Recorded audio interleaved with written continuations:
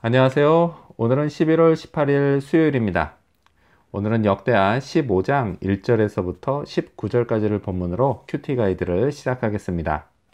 먼저 오늘 이 본문을 통해서 제가 묵상한 하나님은 계속 분발하라 하시는 분입니다.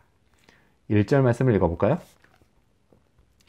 하나님의 영이 오뎃의 아들 아사랴에게 임하심에 아멘. 하나님이 아사랴를 통해 아사 왕에게 말씀하십니다. 그 내용은요, 2절에 나온 것처럼 너희가 하나님을 찾으면 하나님이 너희를 만나 주시겠지만 반대로 하나님을 버리면 하나님도 너희를 버리시겠다는 것이었습니다. 자, 이 말씀은요, 어제 본문의 아사 왕이 백성들에게 하나님을 찾으라고 했던 그 말과 똑같은 말씀입니다. 자, 하나님의 말씀은요, 이렇게 결론 지어집니다. 7절 말씀 읽어볼까요? 그런즉 너희는 강하게 하라. 너희의 손이 약하지 않게 하라. 너희 행위에는 상급이 있음이라 하니라. 아멘. 자, 이 말씀대로요, 하나님을 찾아서 강해져야 합니다. 근데 사실 그 아사 왕과 남유다는요, 지금도 나름 강한 상태였습니다. 강대국인 구스를 무찌를 정도였으니 말이죠. 하지만요, 하나님은 여기에 안주하지 말라고 말씀하십니다. 흥미로운 건요, 하나님이 이 말씀을 구스와의 전쟁이 막 끝난 시점에 하셨다는 것입니다. 사실요, 몇 절 이렇게 딱 끝나고 말았지만 사실 구스와의 전쟁은 단기간에 끝나지 않았습니다.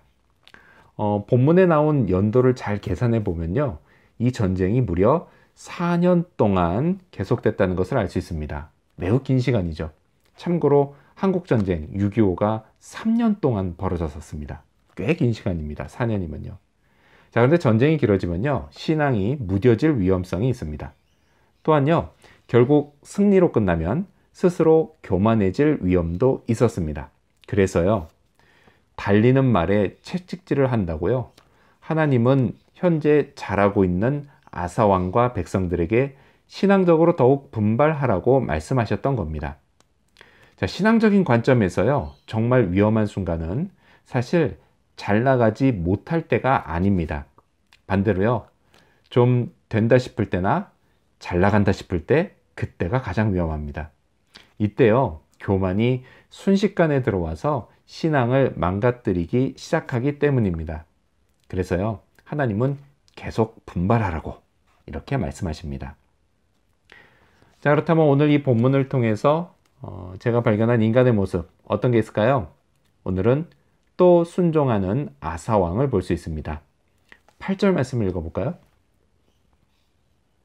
아사가 이 말 곧 선지자 오뎃의 예언을 듣고 마음을 강하게 하여 가증한 물건들을 유다와 베냐민 온 땅에서 없애고 또 에브라임 산지에서 빼앗은 성읍들에서도 없애고 또 여호와의 낭실 앞에 있는 여호와의 제단을 재건하고. 아멘.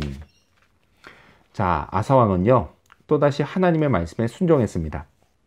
온 땅에 있던 가증한 물건들을 없앴고요, 또 지은 지 60년이 다 된 성전 안에 있던 오래된 여호와의 제단을 재건했습니다.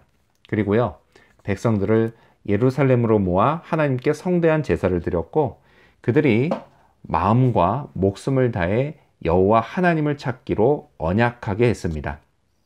자, 이런 순종에요, 하나님이 복을 내려주셨습니다. 성경은요, 여호와께서도 그들을 만나 주셨고 그들의 사방에 평안을 주셨다고 기록합니다. 이렇게 아사 왕은 하나님께 순종한 사람이었습니다. 또한요, 그는 백성들뿐 아니라 가족들도 여호와께 순종할 것을 명했습니다. 그러던 중에요, 가족 한 사람이 아세라 목상을 만드는 범죄를 저질렀습니다. 자, 이때 아사 왕은 과감히 그의 왕실 지위를 박탈해버리고 그 우상을 도끼로 찍고 빻아 불살라 버렸습니다. 왕이 이런 단호한 모습을 보면서 나머지 가족들과 백성들이 무슨 생각을 했을까요? 오직 여호와만 찾아야 하고 하나님만 섬겨야 하는구나, 이런 생각을 했을 겁니다. 사실요, 남들에게 엄격한 것만큼 자신과 그리고 자신의 가족에게 엄격한 것은 쉬운 일이 아닙니다. 이런 점에서요, 아사 왕의 순종은 대단한 것이었습니다. 백성들의 대표인 왕, 그 왕의 온전한 순종은 모든 백성들에게 선한 영향을 미칩니다. 마찬가지로요, 남편과 아버지인 저의 하나님께 대한 온전한 순종은 아내와 자녀들에게 분명 선한 영향을 미치게 됩니다. 자, 그렇다면 끝으로 오늘 이 본문을 통해서 나에게 주시는 교훈이 뭘까요? 그건 온전한 마음을 갖자입니다. 17절 말씀을 읽겠습니다.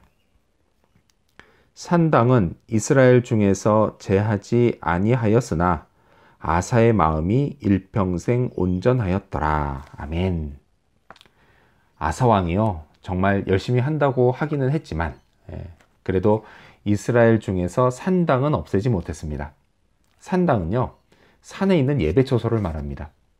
자, 예배처소, 그게 뭐가 문제가 있길래 이걸 없애려고 했던 걸까요? 그곳에서는요, 우상을 숭배하는 문제가 벌어졌습니다.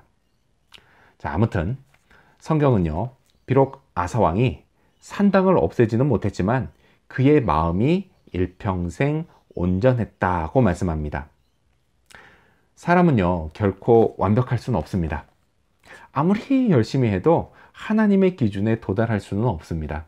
그래서요, 행위로는 구원받을 수 없는 것입니다.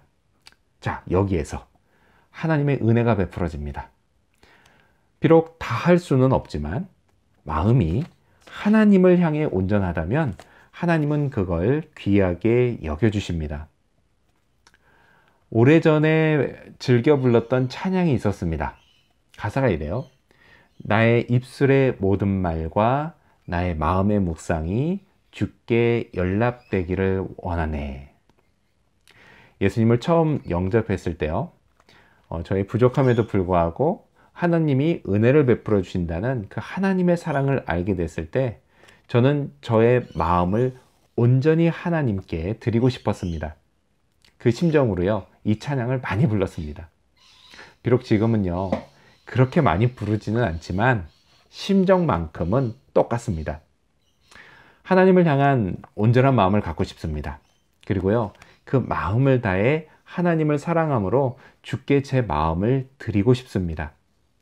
이런 제 마음을 받아주시는 우리 주님께 너무 감사드립니다. 그래서 오늘도요, 온전한 마음으로 하나님을 찾고 순종하는 그런 하루가 되기를 소망합니다. 기도하겠습니다. 계속 분발하라 하시는 하나님, 감사합니다. 내가 교만해질 그 순간이 왔을 때 하나님은 계속 분발하게 하시고 더욱 하나님께 순종하게 하십니다. 그리고 그것을 따랐을 때에 하나님이 주시는 평강의 축복이 있다는 것 잊지 않게 하여 주시옵소서. 남편으로서, 아버지로서 하나님께 계속 순종하게 하여 주시옵소서. 이를 통해 나의 가족은 물론이고 나와 함께하는 이들에게도 선한 믿음의 영향력을 미칠 수 있도록 도와주시옵소서. 하나님께 향한 온전한 마음을 갖고 싶습니다. 이 마음이 변치 않기를 원합니다. 그를 위해서 더욱 분발하게 도와주시옵소서. 또 주님을 사랑함으로 저의 마음을 하나님께 온전히 드리는 그런 하루가 되도록 도와주시옵소서. 감사드리며 예수님의 이름으로 기도합니다. 아멘.